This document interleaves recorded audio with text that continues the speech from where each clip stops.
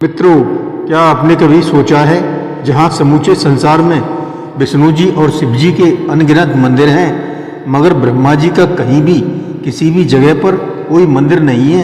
क्यों? यह घटना उस समय की है जब ब्रह्मा जी सृष्टि का निर्माण कर रहे थे।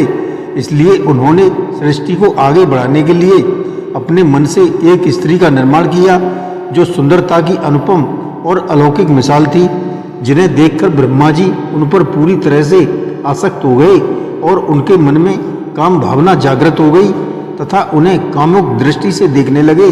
तब आगे क्या हुआ जानने के लिए व वेद में लिखित इस घटना को पूरी तरह समझने के लिए हमारे साथ अंत तक जुड़े रहें तथा सब्सक्राइब कमेंट करके बेल आइकन दबाना न भूलें और इस ज्ञानवर्धक कथा को आगे बढ़ाने के लिए शेयर अवश्य करें। धन्यवाद। नमस्कार, मैं रणबीर सिंह लोटस एंटरटेनमेंट में आपका हार्दिक स्वागत करता हूं। मित्रों, पौराणिक ग्रंथों में सरस्वती पुराण के अनुसार ब्रह्मा और सरस्वती की कहानी उस समय शुरू होती है जब सृष्टि की रचना हो रही थी।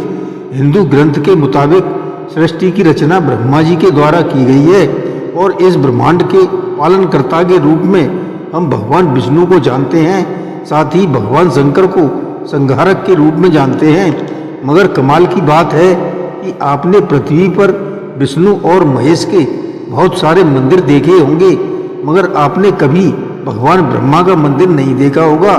पूरी पृथ्वी पर भगवान ब्रह्मा की मूर्ति केवल भारत के पुष्कर में है। सरस्वती पुराण में भगवान ब्रह्मा और सरस्वती के विवाह की बात लिखी हुई है। इस प्रसंग के मुताबिक जब ब्रह्मा जी सृष्टि का निर्माण कर रहे थे तो सृष्टि के निर्माण को आगे जारी रखने के लिए ज्ञान की आवश्यकता थी।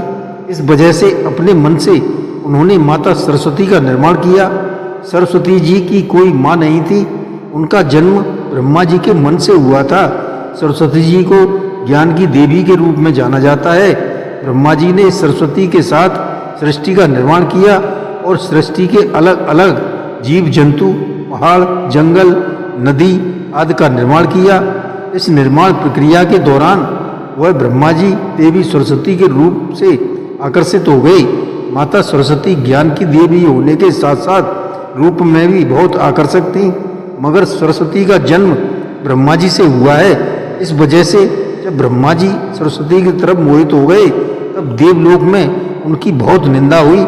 हालांकि इन सबके बावजूद ब्रह्मा ने सरस्वती से विवाह किया और लगभग 100 साल तक पृथ्वी पर जंगल में निवास किया। पृथ्वी पर जब ब्रह्मा जी सरस्वती के साथ निवास कर रहे थे तब उन दोनों से मनु नाम का पुत्र उत्पन्न हुआ। आगे चलकर मनु की संतानें ही मनुष्य जाति के पनपने का कारण बनी।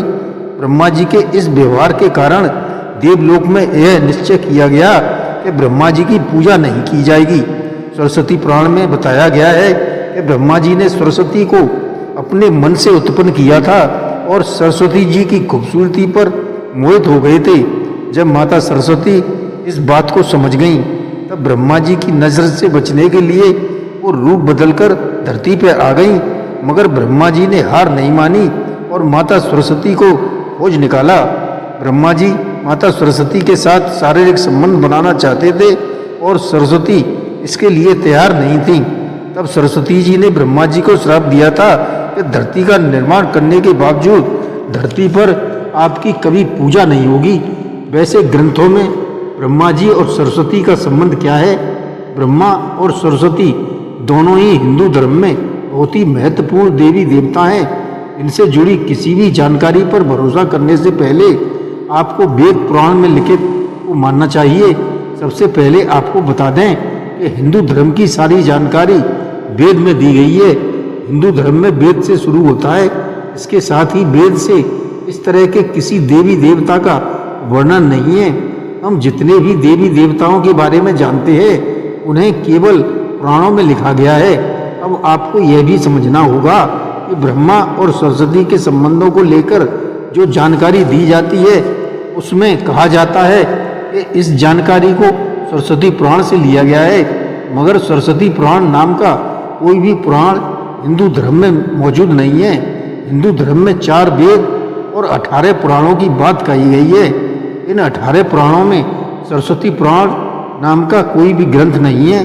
कुछ बड़े पुराणों को उपपुराण में विभाजित किया गया है, मगर उपपुराण में भी सरस्वती पुराण नाम का कोई भी ग्रंथ का जिक्र नहीं है।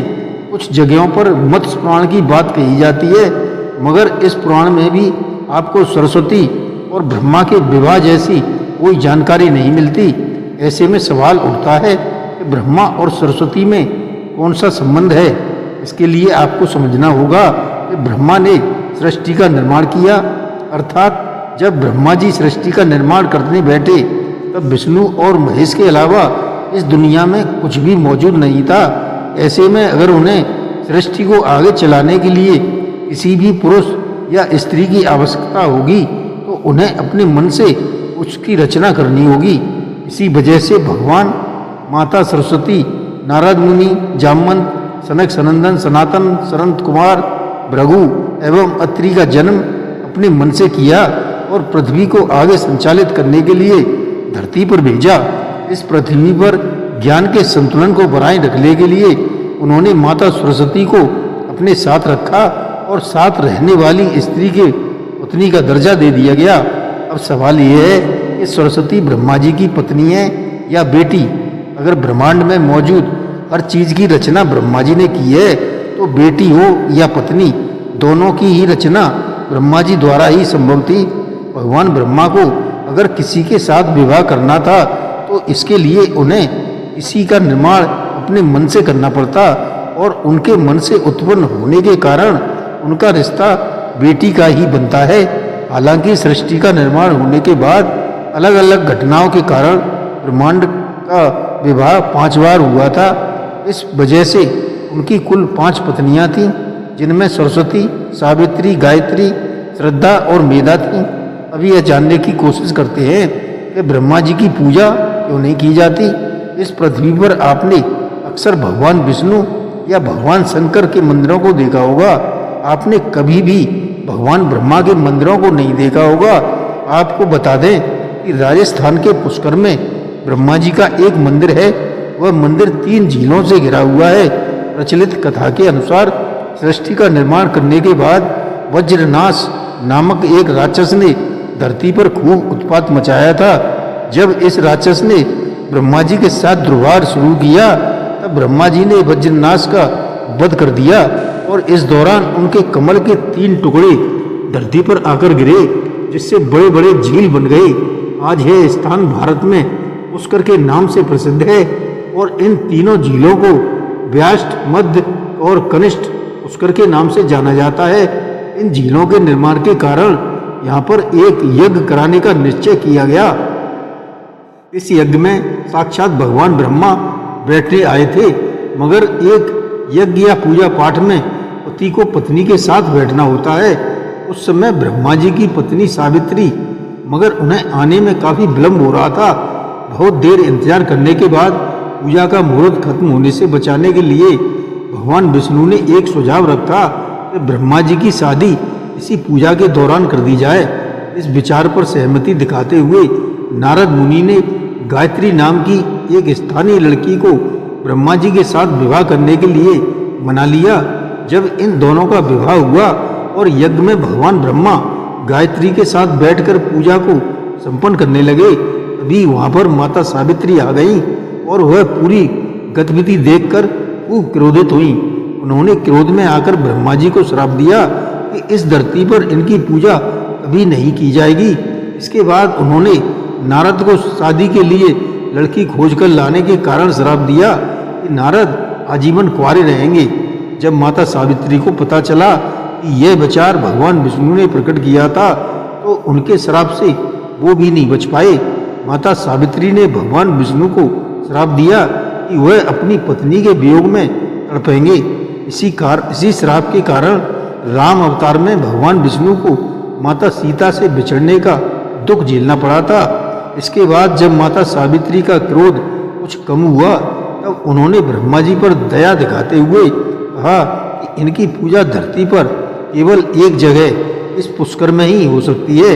इसके बाद ब्रह्मा जी के इस दुर्व्यवहार से आहत होकर वह पुष्कर के समीप रत्नागिरी नामक एक पहाड़ पर चली गईं और हमेशा के लिए तपस्या में लीन हो गई। आज भी रत्नागिरी पहाड़ पर माता सावित्री का मंदिर है और इसके ठीक नीचे 3 झीलों के बीच बसा पुष्कर में ब्रह्मा जी का मंदिर मौजूद है। इतिहासकारों के मुताबिक आचार्य शंकराचार्य के द्वारा सन 711 में यहाँ ब्रह्मा जी की मूर्ति स्थापित की गई थी। इससे पहले यहाँ बिना मूर्ति के ही पूजा होती थी, इसलिए पूरे विश्व में ब्रह्मा जी का एकमात्र मंदिर सिर्फ राजस्थान के पुष्कर में ही मिलता है। जय श्री कृष्ण।